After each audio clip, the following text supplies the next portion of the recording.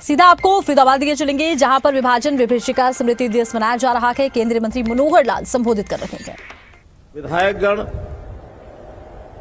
उपस्थित सभी सज्जन वृंद, भाइयों बहनों, पत्रकार मित्रों, साथियों, आज का ये दिन वास्तव में बहुत ही एक आत्मनिरीक्षण का एक विषय है, क्योंकि जो घटनाक्रम जिसकी जानकारी आज बहुत से लोगों ने दी है, बहुत कम लोग हैं जो इस घटनाक्रम के प्रत्यक्षदर्शी हैं।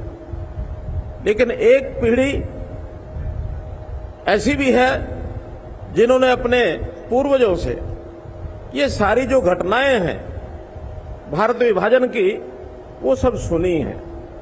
और उसके बाद अगली तीसरी पीढ़ी ऐसी है जिसको आज भी बहुत चीजों का पता नहीं है, तो उनको सबको ये जानकारी मिले, इस प्रकार के कार्यक्रम का आयोजन वास्तव में इसका एक महत्व है।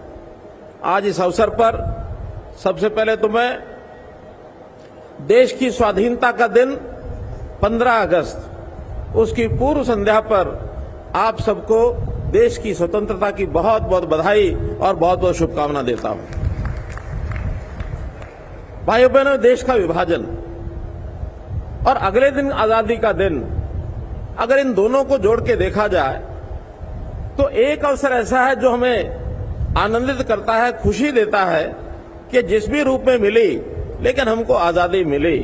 उस आजादी की, स्वतंत्रता की खुशियां लगातार हम पिछले 78 वर्ष से मना रहे हैं। वहीं दूसरा सत्य भी है कि 78 साल पहले जिस दिन आजादी मिलनी थी 15 अगस्त को, उससे एक रात पहले 14 अगस्त को ये देश जिसको हम भारत माता कहते हैं, भारत माता के दो बाजू काट करके और धड़ से अलग कर दिए गए, एक पूर्वी पाकिस्तान, एक पश्चिमी पाकिस्तान। और ये जो त्रासदी का समय था, उस समय देश का विभाजन हुआ, एक पीड़ा, देश को आजादी मिली, अधूरी आजादी मिली, उसका कहीं ना कहीं थोड़ा सा संतोष, ये सब तो है। लेकिन लाखों लोग जो अपना घर परिवार छोड़ करके और जो भारत देश है, स्वतंत्र देश है, इसकी ओर चल पड़े, और जो उनके साथ बीती, उसका वर्णन करना वास्तव में बहुत ही मन को पीड़ा देता है। मुझे तो स्वयं उस समय जो घटनाएं हुई, हमारी दादी जी, हमारी नानी जी वो सुनाती थी कि कैसे कैसे निहत्थे हम 3 कपड़ों में ही घर से निकले, कोई सामान साथ लेकर के नहीं चल नहीं सकते थे, क्योंकि उस समय मन में कई भाव जागृत हो रहे थे। एक बात कही जाती है कि वहां से जो लोग आए, अपनी जान बचाने के लिए आए। मैं कहता हूं ये अर्ध सत्य है, ये पूरा सत्य नहीं है। सत्य तो ये है कि उनको अपने देश भारत से प्यार था, इसलिए घर छोड़ करके वहां से चले। उन्होंने अपने धर्म पर अडिग रह करके अपने जीवन यापन मन में विचार किया कि मुझे अपना धर्म नहीं छोड़ना, इसलिए घर छोड़ा है। केवल जान बचानी होती तो धर्म परिवर्तन करके वहां रह जाते, जान बचती, कुछ नहीं जाता था, पैसा भी रहता, मकान भी रहता, धन दौलत भी रहती।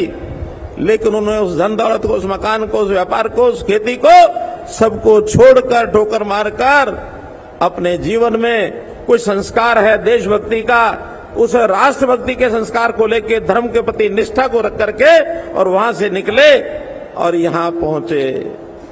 पहुंचते समय कितनी कठिनाइयां उनको आई,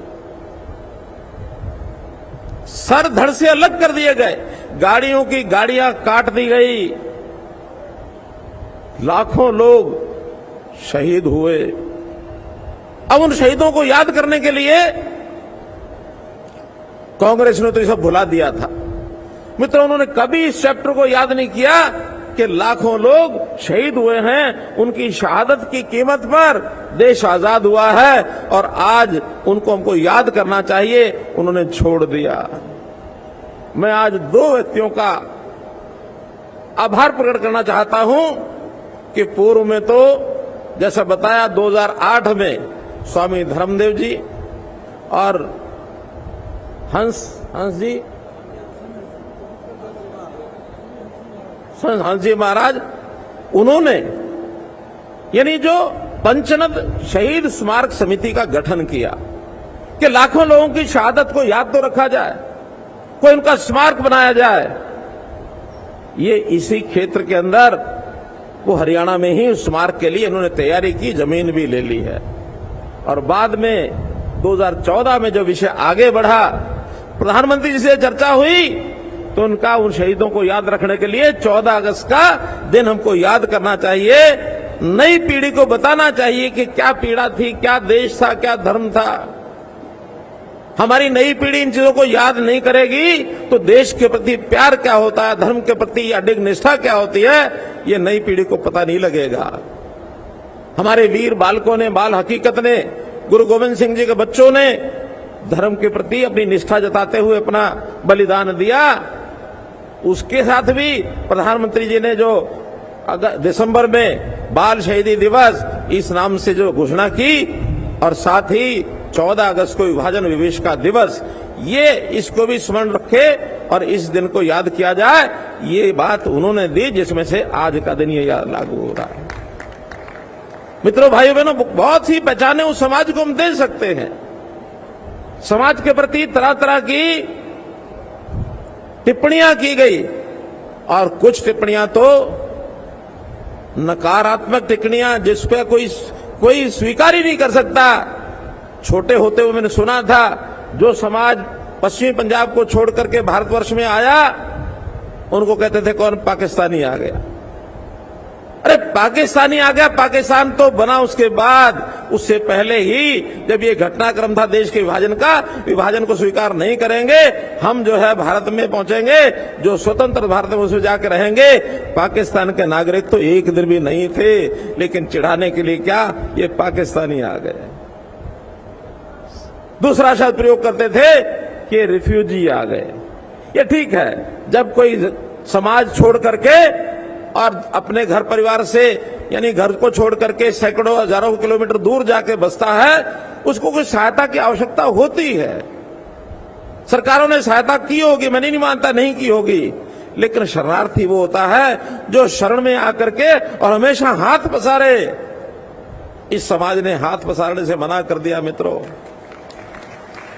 एक चर्चा चलाई गई कि विस्थापित समाज, इसको आरक्षण दे दिया जाए।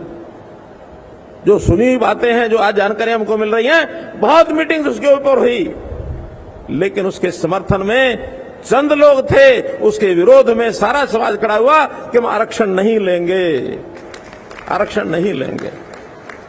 क्यों आरक्षण की अगर इच्छा रखेंगे तो इसका मतलब यह है कि हम अपनी जो प्रेरणा से काम करने का जो पुरुषार्थ होता है, उस पुरुषार्थ को समाप्त कर बैठेंगे। हमने अपने आप को पुरुषार्थी कहलाया, हम आरक्षण के साथ नहीं गए हैं।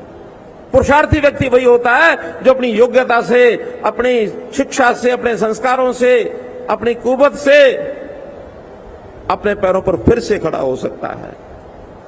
और मैं इस बात की भी चेतना सबके मन में आनी चाहिए कि ये जो समाज वहां से विस्थापित होकर के आया, न केवल अपने पैरों पर खुद खड़ा हुआ, बल्कि यहां आकर के नई नई विधा से कैसे अच्छा काम किया जा सकता है, कैसे अच्छा व्यापार किया जा सकता है, कैसे शिक्षा में आगे बढ़ा जा सकता है। इस समाज की एक देन स्थानीय लोगों के लिए ये भी है उस समय की कि बहुत व्यापार में आगे बढ़े और बाकी समाज को साथ लेके बढ़े, साथ लेके बढ़े। तो मित्रों, पहचान के नाते हम भारतीय हैं। पाकिस्तान तो चिढ़ाने के लिए कहा गया होगा या ना समझ लोगों ने कह दिया होगा, वो शब्द बहुत जल्दी छूट गया। फिर इसके बाद आया कि रिफ्यूजी हैं। इसका भी आपत्ति बहुत जोरदार तरीके से, मुझे याद है कि किशन मिड्डा जी ने एक बार विधानसभा में विषय उठाया था कि हम विधानसभा में पारित करें कि रिफ्यूजी नहीं कहा जाए। मैंने स्वयं उस समय कहा कि इसको तूल देने की आवश्यकता नहीं है। कुछ समय लोगों ने कहा होगा, लेकिन आज अब कोई भी नहीं कहा था। आज की स्थिति को समझना चाहिए, ये शब्द हमसे छूटा है। हम पुरुषार्थी हैं, हम अपने मेहनत करके काम करने वाले आगे हैं। अब एक शब्द का और द्वंद्व जो जब 2014 में मुख्यमंत्री के नाते मुझे दायित्व मिला, उसका भी मैंने जगह जगह जाके व्याख्यान किया कि हम कौन हैं। हम पंजाबी हैं या हम हरियाणवी हैं। एक दुविधा का विषय, इसको मैं इतनी बड़ी सभा में इस मंच से कहना चाहूंगा कि हमारी प्रदेश की नागरिकता जो है, देश की नागरिकता हम भारतीय हैं, प्रदेश की नागरिकता आज जो हरियाणा जो कभी इस पंजाब का ही हिस्सा होता था 1966 से पहले हम जो कि पश्चिमी पंजाब से उधर आए थे, ये भी पंजाब का हिस्सा था। हम नागरिकता प्रदेश की भी पंजाबी थी और हमारा रहन सहन भाषा मूल ये भी संस्कृति पंजाबी थी। लेकिन आज प्रदेश की नागरिकता के नाते हम हरियाणवी हैं। हम पहले हरियाणवी हैं मित्रों। पंजाबी हमारी संस्कृति है, पंजाबी हमारी भाषा है, पंजाबी के प्रति हमारा प्रेम हो सकता है, लेकिन आज भौगोलिक स्थिति से आज हम हरियाणवी हैं। इसीलिए नारा मैंने दिया था उस समय कि हरियाणा एक, हरियाणवी एक। आज हमको इस हरियाणा से कोई अलग करके देखेगा तो ये भी दुविधा हमारे लिए खड़ी हो जाएगी। आज हरियाणा के ऊपर उतना ही प्रेम, स्नेह और दायित्व हमारा है जितना किसी और का है। इस बात को 78 साल हो गए मित्रों।